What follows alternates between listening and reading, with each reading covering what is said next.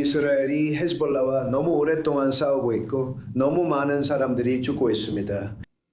그리고 누군가를 찾는다고 해서 매번 아파트를 무너뜨릴 필요는 없습니다. 그 아파트에는 많은 사람들이 살고 있고 그들 모두가 헤즈볼라는 아니라는 걸 제가 분명히 말씀드릴 수 있습니다. 그리고 저는 이스라엘에게 시리아가 헤즈볼라를 처리하게 하라고 제안했습니다.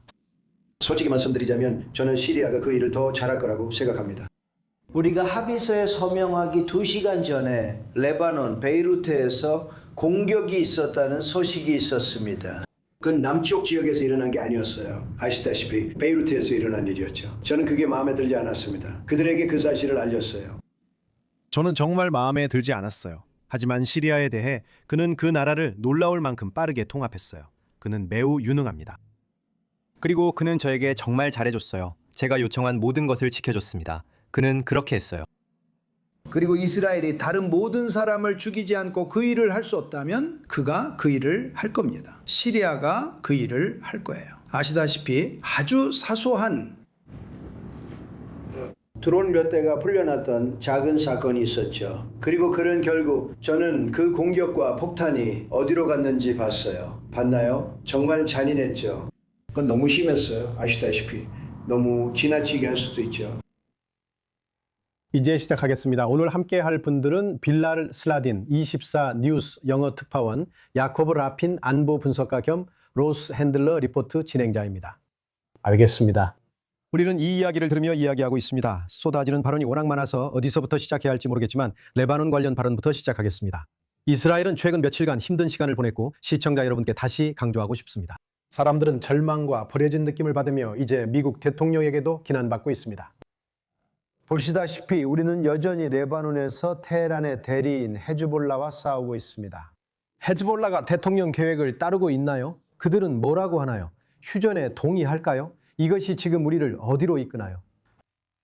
글쎄요, 제 생각에는 헤즈볼라는 이 문제에 대해 이란의 지시를 따를 것 같습니다. 만약 이란이 공격을 줄이라고 하면 그들은 그렇게 할 겁니다. 하지만 그에 못지않게 중요한 질문은 그들이 자신들의 역량을 재건하려는 시도를 멈출 것인가 하는 점이라고 생각합니다. 왜냐하면 그것은 이스라엘이 결코 용납하지 않을 일이기 때문입니다. 제 말은 그게 정말 질문이 될 수 있을까요? 지금 이 시점에서 그들이 지금 그렇게 할 거라는데 정말 의심이 있나요? 진지하게 생각하는 사람이 있습니까? 그래서 우리는 그것을 의도에 따라 나눠서 생각해야 합니다. 그들의 의도에 대해서는 의심의 여지가 없습니다. 그들은 자신들의 역량을 재건하고 그 의도를 실행할 수 있는 능력을 갖추길 원합니다. 그리고 바로 여기서 큰 변화가 일어났습니다. 이스라엘 방위군 IDF가 니천온 남부의 깊숙한 안보지대를 통제하고 있습니다.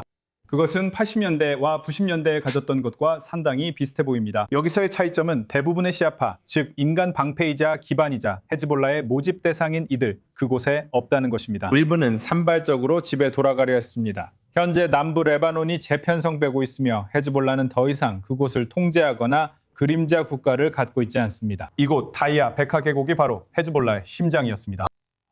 결국 이것은 이스라엘 국경에 침공군을 구축하려는 그들의 욕망에 큰 타격이 됩니다. 그래서 그들이 저격을 시도할까요? 아니면 다시 게릴라식 전술로 돌아가려고 할까요? 만약 그렇게 한다면 IDF가 로켓과 미사일로 대응할 겁니다. 모든 게릴라 전술이 동원될 것입니다.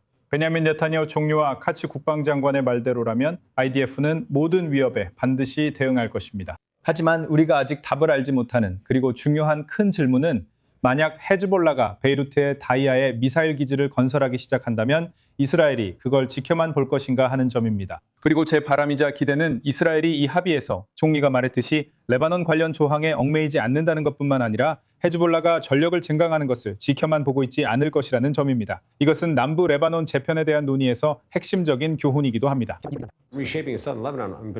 시리아를 거론하는 것 자체가 문제입니다. 시리아는 말하자면 명백한 적대 세력이니까요. 다마스쿠스 정권은 여러 면에서 헤즈볼라와 전쟁 중입니다. 이에 대해 어떻게 생각하시나요? 우리가 주목해야 할 점이 있을까요? 흥미롭네요. 제 생각에 트럼프는 여기서 무슨 일이 벌어지고 있는지 제대로 이해하지 못하는 것 같습니다. 왜냐하면 이 맥락에서 특히 이스라엘을 위해 시리아의 레바논 개입을 거론하는 것은 레바논의 재앙적인 일이 될 것이고 그리고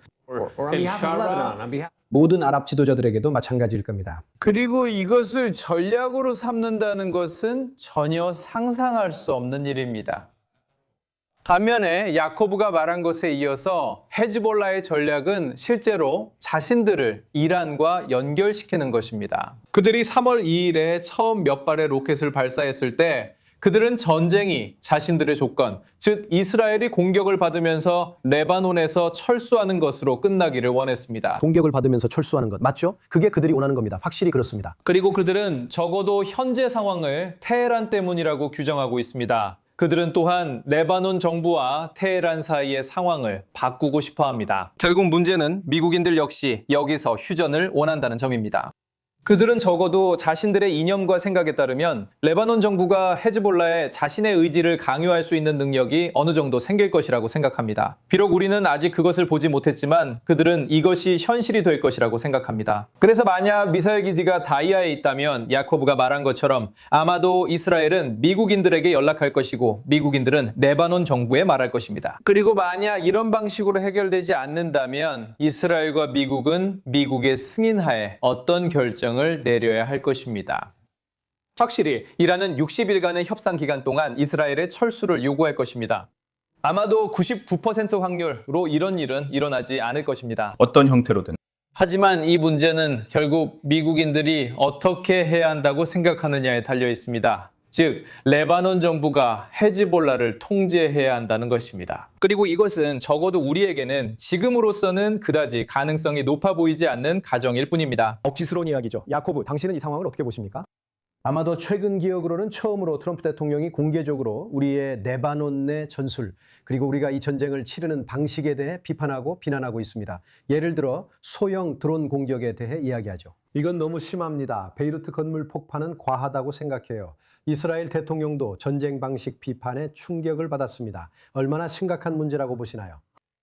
보세요. 이건 심각한 일입니다. 분명히 우리에게는 수치스러운 일이고 위선적입니다. 이런 자살 드론이 워싱턴 DC로 향했다면 트럼프는 해당 국가와 전쟁을 했을 것입니다. 그래서 그는 바이든이 승리를 가져갔다고 말하는 식의 메시지를 내고 있습니다. 마치 네가 성공적으로 스스로를 방어했으니 보복하지 마라 하는 느낌이죠.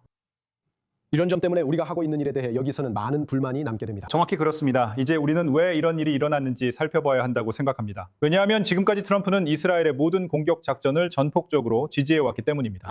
그래서 저는 우리가 트럼프의 압박감을 살펴봐야 한다고 생각합니다. 석유 시장에서, 미국 국내 정치에서, 자신의 지지층에서, 걸프 국가들에서, 모두는 아니지만 일부 국가들에서 압박을 받고 있습니다. 이 모든 것을 종합해보면 추는 이미 움직였고 이스라엘의 이익은 밀려났습니다. 그리고 이런 발언들은 우리의 안보 이익을 배신하는 것입니다. 그리고 이것이 이런 일이 일어나는 주된 이유라고 생각합니다. 하지만 그에 못지않게 중요한 것은 이스라엘은 주권 국가라는 점입니다. 그리고 베냐민 네타냐후 총리는 명확하게 말했습니다. 설령 의견 차이가 있더라도 이스라엘은 어떤 대가를 치르더라도 스스로를 계속 방어할 것이라고요. 저는 여기서 분명한 한계가 있다고 생각합니다. 그리고 데이빗, 이것은 결국 시간 문제였습니다. 왜냐하면 미국을 수천 마일 떨어진 곳에서 이란을 바라보고 있기 때문입니다. 그리고 이란의 미사일과 대리 세력들은 미국 도시들을 위협하는 것이 아니라 우리 도시들을 위협하고 있습니다. 따라서 우리의 대응은 미국과 다를 것입니다. 또한 우리가 행동하는 방식에서 더 독자적으로 되어가는 것이 우리에게 건강하다고 생각합니다. 무슨 대가를 치르더라도 가치 있습니다.